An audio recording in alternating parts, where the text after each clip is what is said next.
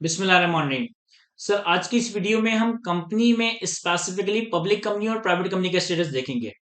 देखिए, प्रैक्टिकली जब आप पाकिस्तान में कंपनी इनकॉर्पोरेट करवाते हो तो उस कंपनी का डिफरेंट लीगल स्ट्रक्चर हो सकता है। वो लिमिटेड बाय शेयर्स हो सकती है, वो लिमिटेड बाय गारंटी हो सकती है, वो अनलिमिटेड कंपनी हो सकती है। अगर लिमिटेड बाय शेयर्स हैं तो पब्लिक कंपनी हो सकती है, प्राइवेट कंपनी हो सकती है। अगर प्राइवेट कंपनी है तो लिस्टेड कंपनी हो सकती है, अनलिस्टेड कंपनी हो सकती है।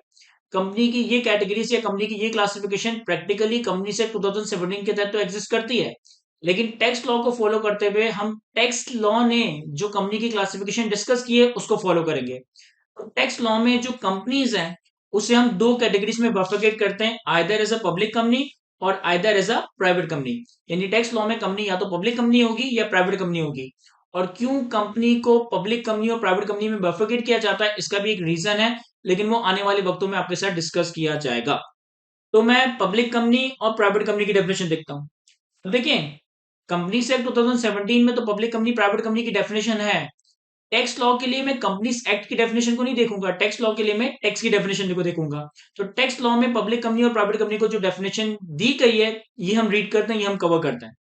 कहता है public company means any of these four points.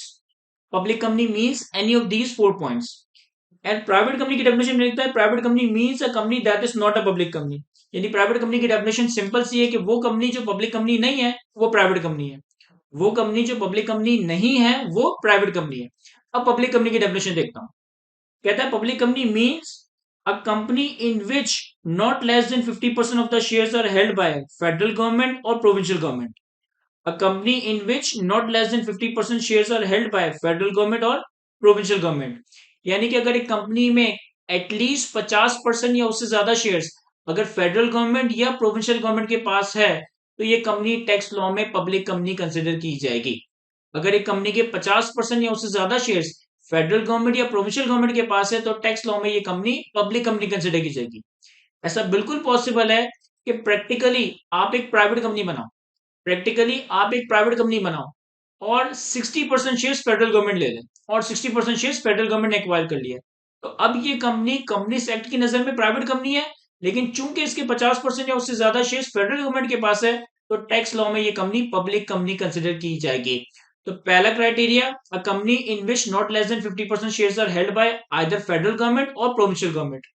और a company in which not less than 50% of the shares are held by foreign government or foreign company owned by the foreign government. A company in which not less than 50% shares are held by foreign government or foreign company owned by foreign government. एक ऐसी company जिसके 50% या उससे ज्यादा shares, एक ऐसी company जिसके 50% या उससे ज्यादा शेयर्स या तो किसी फॉरेन गवर्नमेंट के पास हो या फिर किसी ऐसी फॉरेन कंपनी के पास हो जिसको अल्टीमेटली फॉरेन गवर्नमेंट ओन करे। एक ऐसी कंपनी जिसके 50% या उससे ज्यादा शेयर्स फॉरेन गवर्नमेंट के पास हो या किसी ऐसी फॉरेन कंपनी के पास हो जिसे अल्टीमेटली फॉरेन गवर्नमेंट ओन करे, इसे हम पब्लिक कंपनी मानेंगे for the purpose of income tax ordinance. अच्छा, एक यहाँ पे बारीक सी बात है जो आपने गौर करनी है। लिखा है company in which not less than 50% shares. यानी कि अगर 50% और मोर, अगर एक कंपनी के 50% या उससे ज्यादा शेयर्स फेडरल गवर्नमेंट या प्रोविंशियल गवर्नमेंट के पास है तो ये कंपनी पब्लिक कंपनी है। Company in which not less than 50%, यानी कि 50% और मोर, यानी कि अगर एक कंपनी के 50% या उससे ज्यादा शेयर्स फेडरल फॉरेन गवर्नमेंट या foreign company own by foreign government के पास है तो ये पब्लिक कंपनी है। यहाँ पे 50% और मोर की बात हो रही है, जबकि फाइनेंशियल रिपोर्टिंग में एक कंपनी को सब्सिडी बनाने के लिए हम कहते हैं मोर देन 50% शेयर होल्डिंग। यानी कि अगर एक कंपनी के पास किसी और कंपनी के 50% नहीं, 50% से ज्यादा शेयर्स आ जाएं तो हम कहते हैं कि एक कंपनी दूसरी कंपनी को कंट्रोल करती है, एक कंपनी दूसरी कंपनी के लिए पेरेंट और सब्सिडी का रिलेशनशिप क्रिएट होता है, लेकिन शेयर होल्डिंग परसेंटेज कितनी है? More than 50%। Tax law more than 50% की बात नहीं कर रहा है, टैक्स लॉ कह रहा है 50% और मोर और 50% और मोर। तो अब यहाँ पे तो टैक्स लॉ ने 50% और मोर की बात कर दी तो 50% पे भी ये पब्लिक कंपनी बन जाएगी। लेकिन सेकंड पॉइंट में लिखा है a company in which not less than 50% shares are held by foreign government और foreign company own by foreign government.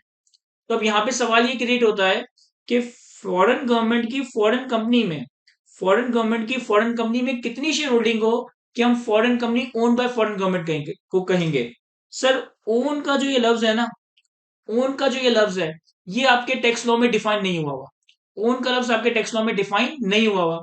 और जब कोई चीज टैक्स लॉ में डिफाइन ना हुई भी हो, तो फिर हम ये देखते हैं कि प्रैक्टिकली या कॉमन लाइफ में, कॉमन डिक्शनरी में उस चीज का क्या मतलब है।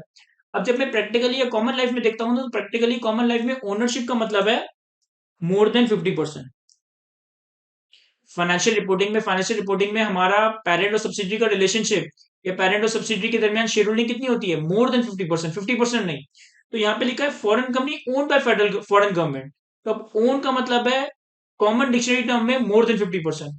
तो अगर फॉरेन कंपनी के 50% से ज्यादा शेयर किसी फॉरेन गवर्नमेंट के पास है, और वो फॉरेन कंपनी पाकिस्तान में किसी कंपनी के 50% या उससे ज्यादा शेयर ओन करती है, तो अब ये कंपनी टैक्स लॉ की नजर में पब्लिक कंपनी बन जाएगी।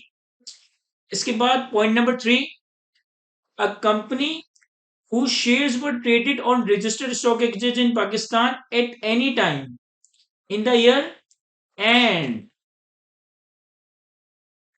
which remain listed on that exchange at the end of that year. Company whose shares were traded on registered stock exchange in Pakistan at any time in the year and which remain listed on that exchange at the end of that year. अगर एक company के पाकिस्तान में registered stock exchange यानी कि Pakistan stock exchange, अगर एक company के Pakistan stock exchange के शेयर्स में साल में किसी भी वक्त ट्रेडिंग हो, अगर एक कंपनी के शेयर्स में ट्रेडिंग हो रही है पाकिस्तान स्टॉक एक्सचेंज पे, एंड वो साल के आखिर दिन तक स्टॉक एक्सचेंज पे लिस्टेड है, तो ये कंपनी टैक्स लॉ की नजर में पब्लिक कंपनी कंसिडर की जाएगी। तीसरे पॉइंट में दो कंडीशंस है और दोनों कंडीशंस के दरमियान एंड है, यानी कि ये दोनों कंडीशंस मीट होगी तो वो कंपनी पब्लिक कंपनी होगी। पहली कंडीशन कि स्टॉक एक्सचेंज पे उसके शेयर्स में साल में किसी भी एक वक्त ट्रेडिंग हो, एंड साल के आखिरी दिन वो स्टॉक एक्सचेंज में लिस्टेड हो, तो ये कंपनी लॉ की नजर में पब्लिक कंपनी मानी जाएगी।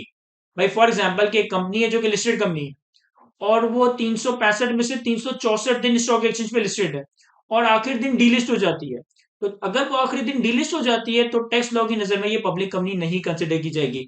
तो तीसरी क्राइटेरिया में दो कंडीशंस है, एक तो साल में किसी भी एक वक्त पाकिस्तान और स्टॉक एक्सचेंज पे उसके शेयर्स में सेल परचेज ट्रेड हुआ, एंड वो साल के आखिरी दिन स्टॉक एक्सचेंज पे लिस्टेड हो। और उसके बाद फिर हमारे पास चौथा सिनेरियो या चौथा क्राइटेरिया है, a unit trust whose units are widely available to the public or any other trust as defined in Trust Act 1882। एक ऐसा यूनिट ट्रस्ट जिसके units widely available to the public है। इसकी एग्जांपल है open end mutual fund.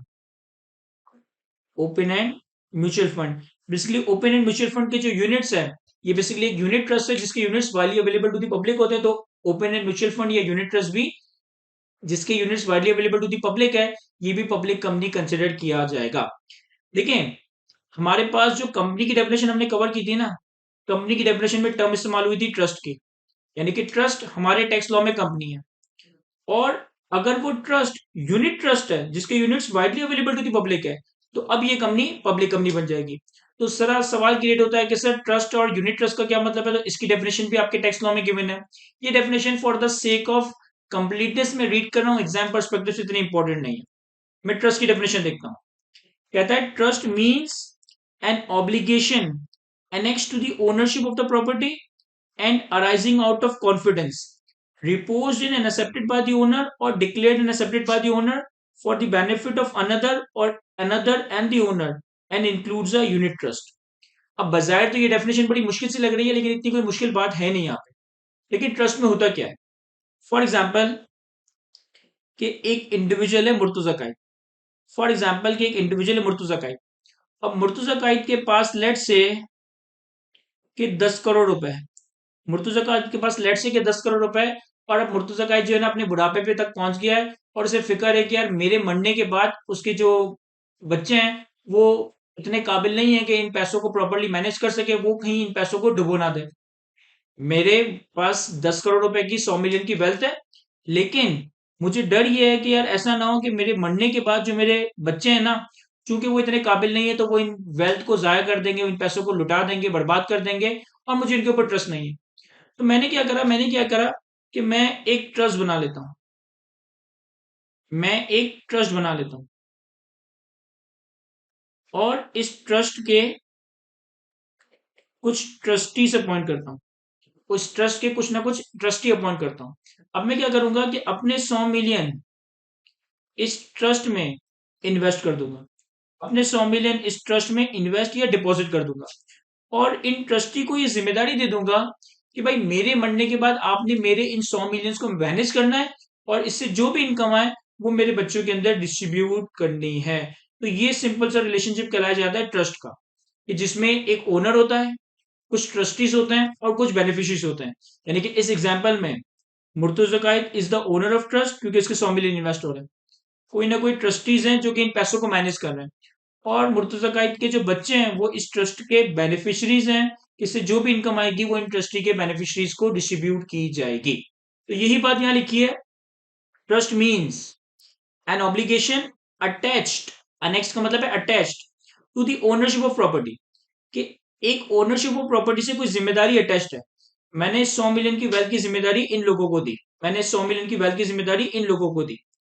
N obligation attached या annexed to the ownership of property and arising out of confidence reposed and accepted by the owner or declared and accepted by the owner। मैंने basically इस property की ownership के साथ एक obligation इन trustees की जिम्मेदारी लगाई, इन ट्रस्टीज की तरफ अपना कॉन्फिडेंस, अपनी जो है रजामंदी जाहिर की। क्यों? For the benefit of another और अनदर एंड द ओनर, कि भाई इन पैसों से जो भी इनकम आए, इन पैसों से जो भी प्रॉफिट आए, ये आपने मेरे बेनिफिशरीज या मेरे बेनिफिशरीज और मेरे दरमियान डिस्ट्रीब्यूट करना है। तो ये सिंपल सा रिलेशनशिप कहलाया जाता है ट्रस्ट का। बेसिकली अगर आप कंपनी का स्ट्रक्चर देखें ना, तो कंपनी का स्ट्रक्चर भी मोर और लेस ट्रस्ट का ही होता है, जिसमें शेयर होल्डर पैसा इन्वेस्ट करता है कंपनी में, कंपनी के डायरेक्टर्स वो पैसा शेयर होल्डर के बिहाफ पे मैनेज करते हैं, बिजनेस कंडक्ट करते हैं, और उन पैसों से जो भी डिविडेंड आता है वो शेयर होल्डर को डिस्ट्रीब्यूट कर देते हैं। तो एक तरह से शेयर होल्डर ओनर है, कंपनी ट्रस्ट है, और कंपनी के डायरेक्टर्स या कंपनी के मैनेजमेंट ट्रस्टीज हैं, जो कि शेयर होल्डर के बिहाफ पे उनकी इन्वेस्टमेंट को मैनेज करके उस पर जो रिटर्न आता है, उस पर जो इनकम आती है, वो शेयर होल्डर को एज अ डिविडेंड डिस्ट्रीब्यूट कर देते हैं। तो ये सिंपल सा एक ट्रस्ट का रिलेशनशिप या ट्रस्ट का कॉन्सेप्ट है। जैसे यहाँ पे एक लफ्ज इस्तेमाल हुआ है, and includes a unit trust, तो यूनिट ट्रस्ट की डेफिनेशन भी देख लेता है। यूनिट ट्रस्ट मींस, यानी कि ये एक एक्सक्लूसिव डेफिनेशन है, unit trust means any trust under which beneficial interest are divided into units such that entitlement of the beneficiaries to income or capital are determined by the number of units held। एक ऐसा trust जिसकी wealth या जिसकी property को हमने number of units में तोड़ दिया है, और जो भी उनके बेनिफिशरीज हैं, बेनिफिशरी के पास कितने यूनिट्स हैं उसकी बेसिस पे उनकी इनकम या कैपिटल की डिस्ट्रीब्यूशन डिटरमाइन की जा रही है। इसकी सिंपल सी एग्जांपल है म्यूचुअल फंड। म्यूचुअल फंड में होता क्या है कि म्यूचुअल फंड में जब आप पैसा इन्वेस्ट करते हो तो म्यूचुअल फंड आपको यूनिट दे देता है। अब एक म्यूचुअल फंड में आपके जितने यूनिट्स हैं उस हिसाब से आपका डिविडेंड डिसाइड होता है। तो mutual fund is the most common example of a unit trust, कि म्यूचुअल फंड एक यूनिट ट्रस्ट है, और म्यूचुअल फंड की जो टोटल वेल्थ है वो यूनिट होल्डर्स के यूनिट से स्टैब्लिश होती है। मेरे पास 100 यूनिट है, किसी के पास 50 यूनिट है, किसी के पास 1 लाख यूनिट है, तो हम तीनों को जो डिविडेंड या हमारा उस म्यूचुअल फंड में जो इंटरेस्ट है वो नंबर ऑफ यूनिट्स की बेसिस पे डिसाइडेड डिटरमाइन हो रहा होगा। तो ये मैंने for the sake of completeness trust और यूनिट ट्रस्ट की डेफिनेशन को कवर किया। एग्जाम पर्सपेक्टिव से ये इतना इंपॉर्टेंट नहीं है, लेकिन पब्लिक कंपनी और प्राइवेट कंपनी का जो ये कॉन्सेप्ट है, पब्लिक कंपनी और प्राइवेट कंपनी की जो डेफिनेशन है, ये आपके एग्जाम पर्सपेक्टिव से ठीक ठाक इंपॉर्टेंस रखती है, जो कि हम आने वाले वक्तों में इसे लीगली या प्रैक्टिकली अप्लाई भी कर रहे होंगे। आज की वीडियो को यहीं तक रखते हैं। Thank you, Allah Hafiz.